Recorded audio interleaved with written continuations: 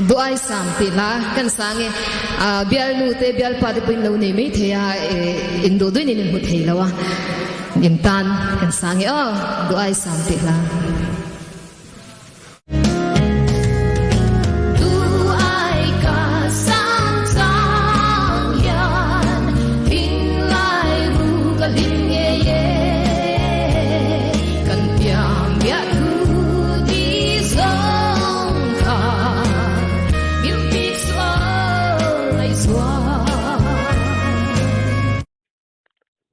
Rumliana YouTube channel thir tu te voin hi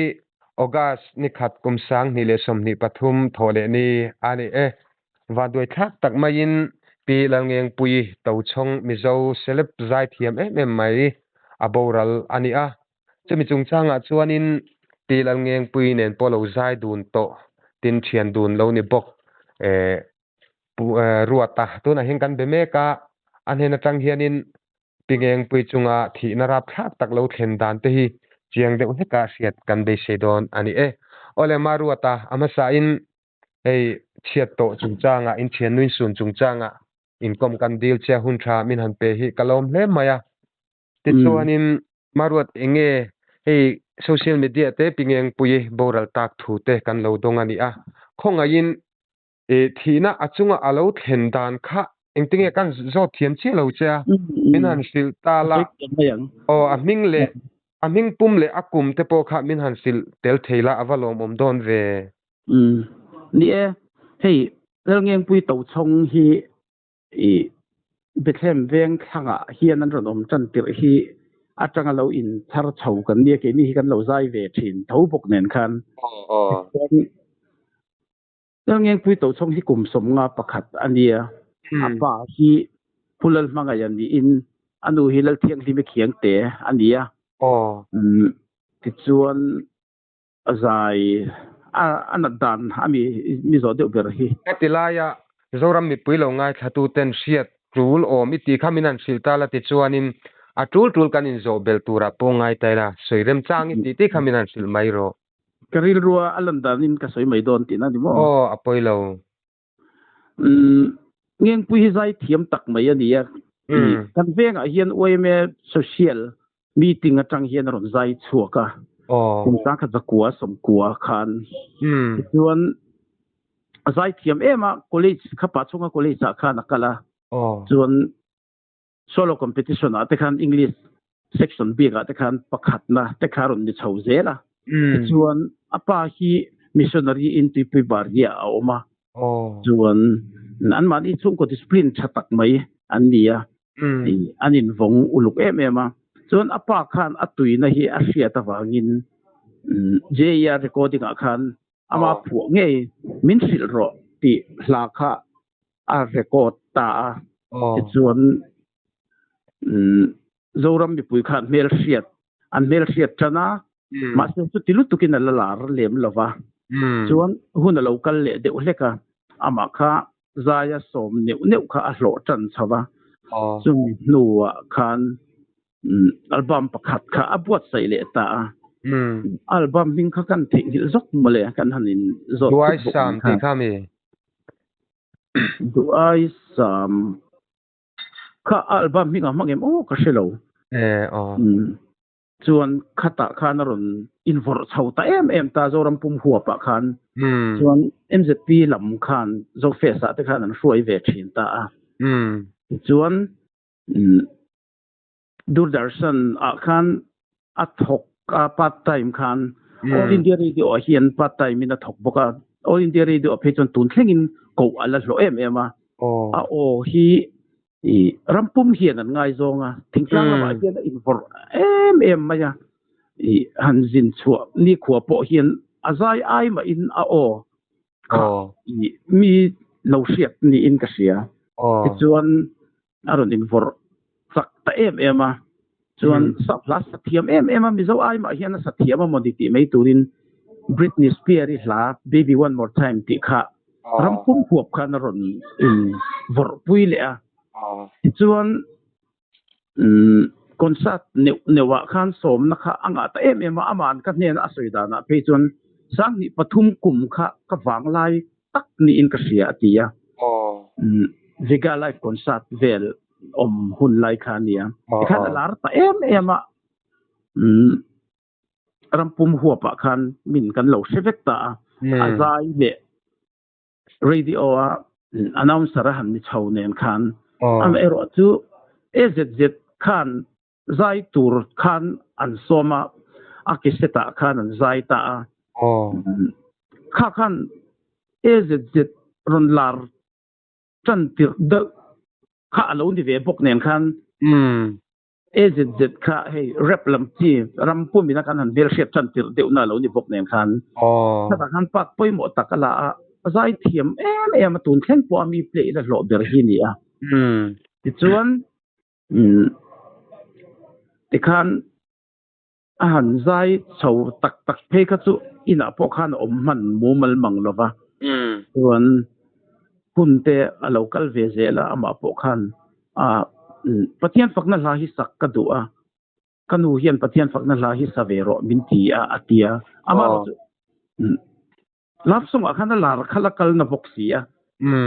pathian fakna la kha asamu mal vak thei lova chuan kumrei tak chu alam ni lo khata khan enge kho pathian fakna la pakhat kha aron siam ta amaro chu khan mi asiam to me kha chon lap song a lar kha a re ve de lek to awam khan ain vor lutuk lovin ka sia amaro chu ama langai na tu le a fans te hi chon an la sevek thawin karin antik soi zung tur ka se ni mai la fa amaro chu nangwan zo na min zot la chu ta tang chon ka se thei ni sei tak ang khanin pilangeng pui hi ongai no be tak mai le odang lam tak zo fa te jinga chon a o ang hi nei an om lowang a ti mai tur khani a mi ten an siat em chan po kha ani pakhat venga ti chuanin kanin kom chan angin voin lama khan thinarap thak tak achunga alo thengta ni poikan ti hle maya khongain pilangeng pui kha engnat na awanga boral nge ani a daring za ta nge a boral enge damdo in lama nge a boral ti lai te kha khatilai khamin han sil them le sil the de ngeng pui hi total lockdown na tang khan anxiety disorder kan ne yati thina kapik thina ka boy khop mai ati doctor sekema ne na te pro kala thina ama pun lo ne ani mai theya amaro chu kanan in ser ton tak na hi chu total lockdown na tang khan ani do berin ka sia ti chuan ke po chu tiang chu kan in ka sia hi ka ti thina ke khan adam doi te kan han in thina midang te po alo ro na lo tlan kual ve na sa thin lu tuk maya alo boi ve a chuan afanu hi abe hi naras pel tak maya ne ya hi hian a en kol ve thin ta in lama hian an en kol na sa anu nen hian an kom nge em a anin lu fa bik ngoi mi zong ai po hian chuan an har sat na tian han in soi ton thina khami akhan tun ni bin ni zana tang tak khan kan ko san hian damna crusade kan bot saya chu ama po hian dam kha be sei ve a ni zana khan lo aron in khom ve a in khom bang kan in mu khan biak in compound pona hian zoi do mai hian lo thuwa ama di lo wa moti ka ti hiala ke pe chuan ngeng pui enge in ti ka in khom ve mi ka ti o in khom ve e ka ti ivanom lo mel ve ka ti a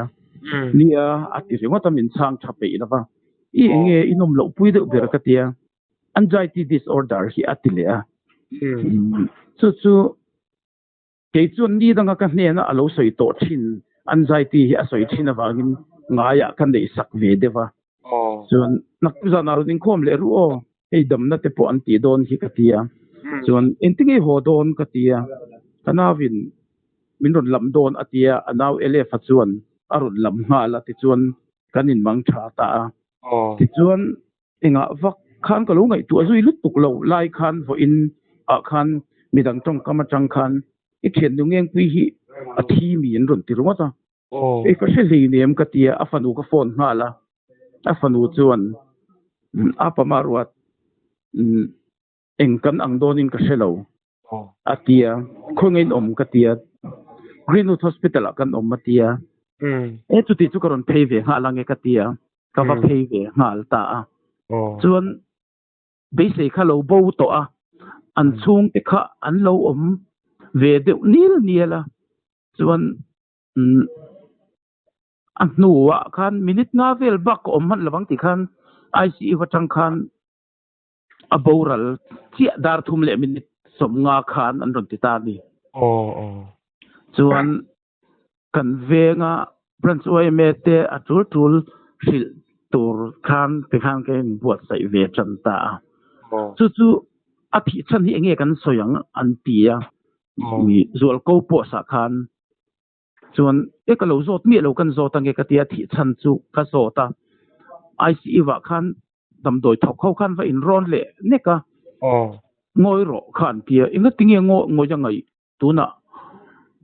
a thi to a thi chan ti chu hriat to ma lom kan tia chuan tu mi nuwa an ron soi har lu tu ka zual ko wa khan an lo post an ziak du ve boxi khan enge a thi chan tia ka va zo khan kan langai tu an lo ti ta ni chuan an nuwa khan an staff pakhat nurse ni pon ka selo kha ka va zot le kha kal thalo kan ti to kha aron tia chuan chung te nen po khan reilo te kan an ding khoma kal thalo han ti tur chuan kal thalo symptom na te chuan rei tak nat ve tak ti khak chu kan han ti ve amo kha amaro chu i damdo ina an nem nge kha chu kal thalo wa chu ni tamaya chu ka fiat dan ani ani che hetilaya isoi kha ka benga ver khop maya enge anan na berpo fiat lok lo khate hain ron khom ngai kha anan na seloin an tong pong en kolem mi ti kharilwa azona anom theya tin tikhanin en kolan dia nge zol ko kha chong kal thalo ti kha chu an ni ta in soi manga chuanin anxiety kha nei bok ma se an ong rop hi chu ani deuh thut ti na ni mo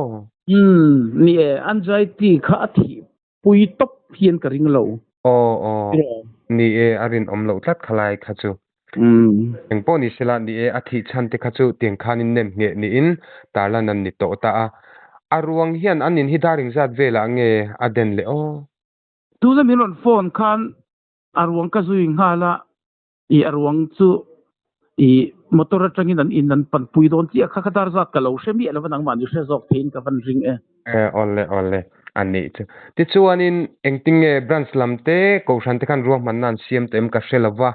zanin lumen turan ninge yanga nge naktuk lam daring zata nge vuina hun kha man ani don le zan in na hian lumen puyan yanga naktuk dar som pahnia Presbyterian ko shani na vuyang ani chu ole hei pilal ngeng pui awi hle maya keima mi mal takpon azai ka ngai nat le ka ngai sa me an ni ka ui tak zeta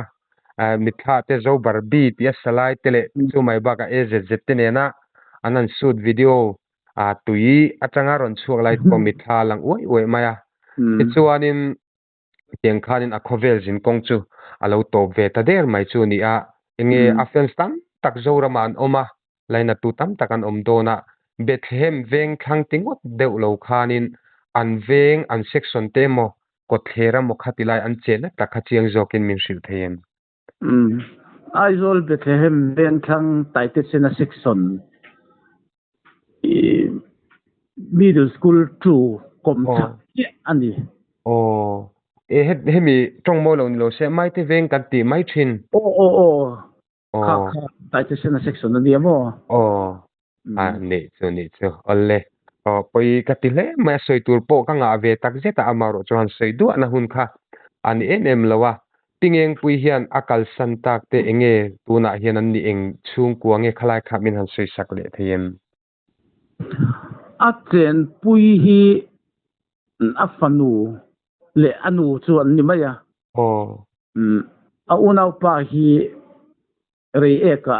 hian sarkar na thokina oma tu tanaw ni din mo chu ania a unau nu Atlantic ti hi Jharkhand missionary in pasalaneyan nu pa in missionary an dia chu avoid dan tu rahen an lo ngak don nge ti lampang hi chu an la soi hovin karinga ani anu le afanu chu kalsan ni deuh bere ama hi chon tuna chon pasal ko pui han nei kha chon ni chi alem lo ni mo ni love ani chu hei marwata ni kan seitak atira kan se angkhan thian dun in kom nge takin ni ba ka lo zai dun to te khatianga video sang sanga te po hla lo nei dun to in kop nge tak mai ni a chuta chon hei thian nu sun tu te lo ni ve hi poi ka ti le mai chu ti rualin a chanchina income kan di la hun thadeu ero min han siam sakhi kalom hle maya a in zo tur tam tak kha oma a chanchin tam tak kha zo tur oma chu ti rual chuanin kan milar boral ani na la ya aboral chante aboral dan te kha kan ron lak chan ber chu an ni deuh bera ta khanin hanin zo om deuh ka ngai chu kan zo zo che a chu ti rualin thian dunin ni na le in zuina sa takin ni na te a khatiang khan soi tu tam takin ei thein ka ringa khata khan zau deuh takin enge lalngeng pui boral la thi chungchanga hian tha na tan te po ni theita je sela a chanchin te han soi du han ta lan zui du te kha inei chon in tha sung loi min han sei sak mai don em miang lia alo mo me ngeng pui hi mi kon fi deuh mai hi nia ani ani lovem ti mai me boi ngai lo hi ania a set chian lo hi chu soi mai du lo mi hi ni ve hian ka sia ala ka tang hian ke po hi ka in zir nem ve ang reng viau maya a set lem lo hian te tianga lo boral tamai hi zoram pum tan hian chan na satak anin ka sia ang hi nei hi piawang ke po hian zai thiam hi ka tia ngeng pui zai le ro hi ka ti fau maya a han zai te hi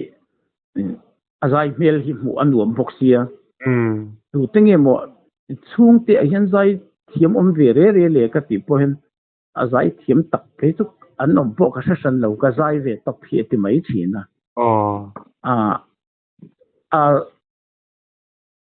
album le a music video clear to song chuan an ui ve vek hian ka ring thina huna lo la kalanga ngeng pui ang hi chu tiam thua an zirte ani lo chon mani originality tak aron in lar chuak hi chu anom ka ring to lo chu ui em fe chu misok em zon na te in an lo wang hian in kom reng thei lo ba amaro chu veng khat om na chu status te kan la in comment reng china akom nge ber kan di kherlo pon nai vai ve tak chu kan i kai ring tho kan ne na ba khian ril ro ha na le alom na ang hi chu mundanga soi te chiam ni ka ring lutuk bik lo kan ti ve ne ani chu ni kha I thian nu in kom ngi tak mai ni de ngala I lo su ni lo chan ve ring mai poi kan ti le maya eng po ni se hei kumin kumsang ni le som ni pathuma hian kan milar te bi takin zai thiam te kan sun mal hle maya poi ka ti tak zeta eng po ni sela pingeng puina kal san tak anu le afa te chung khat lai na le tin nang ma ngei po kan lalpa pathian in thamuanin ompui chau sela mun ruak lu khat se ti in du sak na ka hlan tak zet chawa maruata pingeng pui boral chungchanga inkom na hun thatak min pe ka wangin ichunga kalom tak zet zete ke po kalom me Vale.